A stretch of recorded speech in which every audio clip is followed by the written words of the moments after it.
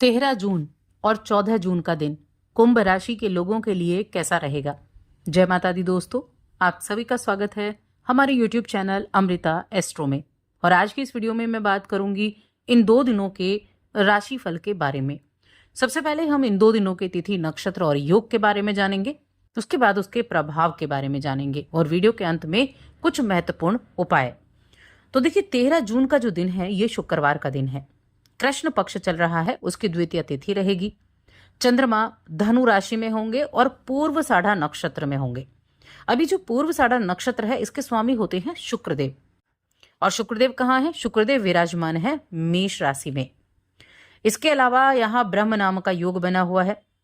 सूर्य, जैसा कि आपको पता है, वृषभ राशि में शुक्र की राशि में विराजमान है। और जो मिथुन राशि है वहां गुरु, बृहस्पति और बुध देव बैठे हुए हैं। अब बात करें 14 जून की, तो 14 जून इस शनिवार का दिन और कृष्ण पक्ष की तृतीया तिथि है। उत्तर साढ़ा नक्षत्र रहेगा जो कि सूर्य का नक्षत्र है। चंद्रमा धनु राशि में सुबह तक ही है, उसके बाद मकर राशि में आ जाएंगे। यानी कि जो चंद्रमा की स्थिति है वो मकर राशि में होगी और सूर्य के नक्षत्र में। सूर्य खुद वृषभ राशि में विराजमान है, मृगशिरा नक्षत्र में। सर्वार्थ सिद्धि योग बना हुआ है। ये हो गई दोनों दिनों के ग्रहों की स्थिति। अब जानेंगे इनके द्वारा प्रभाव। तो आगे बढ़ने से पहले छोटा सा निवेदन है, चैनल पर पहली बार आए हैं, अभी तक चैनल को सब्सक्राइब नहीं किया है तो सब्सक्राइब जरूर कर लें। सबसे पहले हम बात करेंगे 13 जून के बारे में। तो देखिए, अगर मैं हेल्थ की बात करूं तो हेल्थ के लिहाज से देखा जाए तो ये दिन आपके लिए अच्छा होने वाला है। यानी कि एनर्जी आपके अंदर होगी और उस एनर्जी का इस्तेमाल सही तरीके से आप कर पाएंगे। अपने कामकाज में अपनी एनर्जी को पूरी तरीके से लगा पाएंगे, जिससे आप खुद को और भी अधिक बेहतर दिखा सकें, बहुत अधिक बेहतर महसूस करा सकें। चंद्रमा वैसे तो आपके 11वें भाव में है, लेकिन जो चंद्रमा जिस नक्षत्र में है शुक्रदेव, वो आपके 3रे भाव में है। तो एफर्ट करने की एनर्जी आपके अंदर है, एफर्ट करने का साहस आपके अंदर है। जुनूनी आप रहेंगे, उतावलापन आपके अंदर रहेगा, जल्दबाजी आपके अंदर रहेगी। और आपके चौथे घर के स्वामी और आपके भाग्य भाव के स्वामी भी शुक्रदेव होते हैं। तो आपको घर, प्रॉपर्टी, इन सभी चीज़ों से ज़्यादा लगाव भी रहेगा। साथ में धर्म के प्रति भी आपका लगाव रहेगा। तो मैं कहूँगी ये दिन बिजनेस और नौकरी में अगर हम कंपेयर करें तो बिजनेस करने वाले जातकों के लिए ज़्यादा अच्छा बना हुआ है। अपने काम पर पूरा फोकस करना, अपने बिजनेस के द्वारा लाभ प्राप्त करना, यहाँ चीज़ रहेंगी। क्योंकि इनकम हाउस में चंद्रमा है, इनकम हाउस में है, और तीसरे जो आपका पंचम भाव है उसको चंद्रमा देख भी रहे हैं। तो एक तो आपके कम्युनिकेशन के जरिए आप अच्छे लाभ प्राप्त कर सकते हैं। आप जो फाइनेंशियल रूप से ज़्यादा अच्छा महसूस कर सकते हैं अपने आप को। प्रॉपर्टी वगैरह कोई सेल परचेज करना है उसके लिए आप चलते हुए दिखाई देंगे। कुछ खर्चे का योग भी है, घर परिवार से जुड़ी हुई चीज़ें आज आप खरीद सकते हैं। धर्म कर्म में भी आज आपका खर्चा होता हुआ दिखाई देगा, तो उसके लिए भी यहाँ चीज़ें जो है वो काम करने वाली हैं। एक चीज़ और याद रखें कि देखिए, कुछ भी कार्य क्षेत्र में है आप खुद को बहुत खास महसूस करेंगे, लेकिन खास तो महसूस करें, काम पर भी उतना ही ज़्यादा फोकस भी करें। ऐसा ना हो अपने आप को खास समझते समझते काम पर आपका फोकस ना रह पाए। और यारी दोस्ती के चक्कर में अपने जो कीमती पल हैं उनको खराब ना करें। यारी दोस्ती अपनी जगह है और आपका जो बाद का रूटीन है वो अपनी जगह है। तो यार दोस्त आगे आने वाले समय में भी मिल जाएंगे, आने वाले वक्त में भी मिल जाएंगे, लेकिन जिन चीज़ों के लिए उपयुक्त तो समय है उस पर आपको ध्यान देना है। अगर आप एक स्टूडेंट हैं तो पढ़ाई आपके लिए सबसे ज़्यादा सही है। अगर आप करियर की तलाश कर रहे हैं तो करियर को कैसे आप मजबूत करें, करियर को आप कैसे बना पाएं, उसके ऊपर ध्यान देना ज़्यादा ज़रूरी है। तो इसीलिए इन चीज़ों पर आपको ज़्यादा ध्यान देने की आवश्यकता होगी। व्यापारियों के लिए किसी भी तरह का मैनेजमेंट करने के लिए दिन अच्छा है।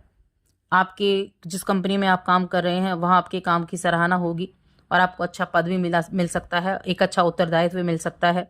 काम का प्रेशर भी बढ़ेगा, तो उस काम के प्रेशर के लिए भी आगे रहना है। और जैसा कि मैंने कहा था कि आपकी जो अपनी संवाद शैली है ना, उसके बल पर आप आगे बढ़ पाएंगे। और ये आपकी एक स्किल होगी आज। इस स्किल के जरिए ही आप लोगों के दिलों में बैठ सकते हैं।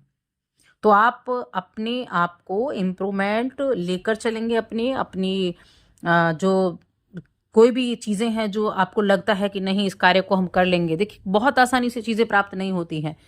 जो लोगों के पास है उसको प्राप्त करने के लिए उन्होंने जी जान लगाई है।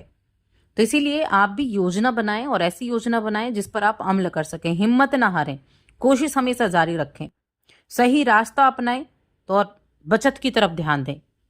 कैसे आप बचत कर सकते हैं, जितनी आपकी इनकम है उसमें आप कैसे बचत कर सकते हैं। ऐसा नहीं बचत के लिए आपको एक्स्ट्रा इनकम चाहिए। जो व्यक्ति जितना कमाता है उसी के अनुसार बचत भी करता है। तो सबसे पहले बचत की तरफ ध्यान देना है। व्यवसाय में अगर आप पूंजी लगाना चाहते हैं, बिजनेस को बढ़ाना चाहते हैं, तो बहुत बड़ा खतरा उठाने से बचना है।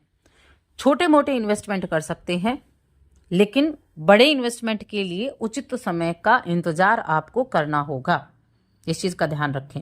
रिलेशंस की बात करूं अगर मैं, तो वैवाहिक जीवन अच्छा है, प्रेम जीवन भी अच्छा है। जीवन साथी के साथ शाम बहुत अच्छी रहेगी और जो प्रेम जीवन है उसके मामले में भी ये दिन अच्छा बना हुआ है।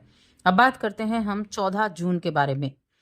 देखिए, सर्वार्थ सिद्धि योग 14 जून के दिन बना है। चंद्रमा मकर राशि में आ गए हैं। आपके 12वें भाव में चंद्रमा की स्थिति है और चंद्रमा सूर्य के नक्षत्र में भी है, जो सप्तम के स्वामी होकर आपके चौथे भाव में बैठे हुए हैं।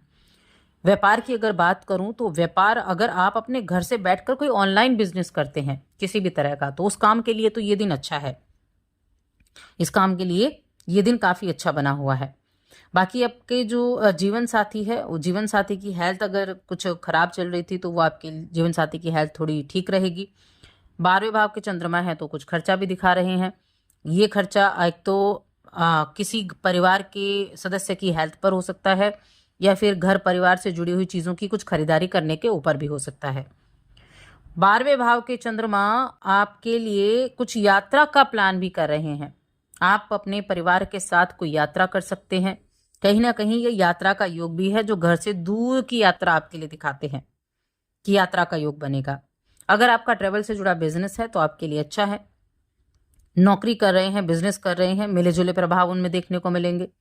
वैवाहिक जीवन है तो वैवाहिक जीवन आपका ठीक ठाक रहेगा। प्रेम जीवन है तो प्रेम जीवन के मामले में भी चीजें जो है वो ठीक ठाक होने वाली हैं। आप हमेशा एक चीज याद रखें कि हर किसी की उम्मीदों पर खरा नहीं उतर सकते हैं। और अगर आप अपने साथी से ये आप सोचते हैं कि वो आपकी सारी उम्मीदों पर खरा उतरे, तो ऐसा नहीं है। अपने रिश्तों के बारे में जो भी निर्णय लेना हो, पॉजिटिव है नेगेटिव है, हर एक पहलू को ध्यान में रखकर लेना होगा। ईमानदारी से अपने इरादे को व्यक्त करना होगा और अपने हर एक रिश्ते में ईमानदारी आपको दिखानी होगी। वैवाहिक जीवन, प्रेम जीवन, दोनों ही मामलों में आपको थोड़ी सी सावधानी बनती है। थोड़ी सावधानी आप करके चलेंगे तभी जाकर आपके रिश्ते बेहतर रह पाएंगे। परिवार की अगर बात करूं तो परिवार के मामले में चीजें ठीक ठाक होने वाली हैं। यानी कि जैसा आप एफर्ट करेंगे वैसे आपको रिजल्ट प्राप्त भी होंगे। यहाँ ये चीजें होने वाली हैं। शिक्षा के मामले में ठीक ठाक है दिन। और उपाय की अगर हम बात करें कि क्या उपाय आप कर सकते हैं, जो भी आपको ऐसे व्यक्ति हैं जो आपको गुरु जैसे लगते हैं, गुरु तुल्य लगते हैं, आपके अपने बड़े हैं, उनका सम्मान करना सीखें। उनको हमेशा सम्मान की दृष्टि से देखें, तो आपकी आर्थिक स्थिति भी अच्छी रहेगी और चीजें भी बेहतर रहेंगी। तो बस आज की इस वीडियो में इतना ही। वीडियो कैसी लगी कमेंट करके जरूर बताएं।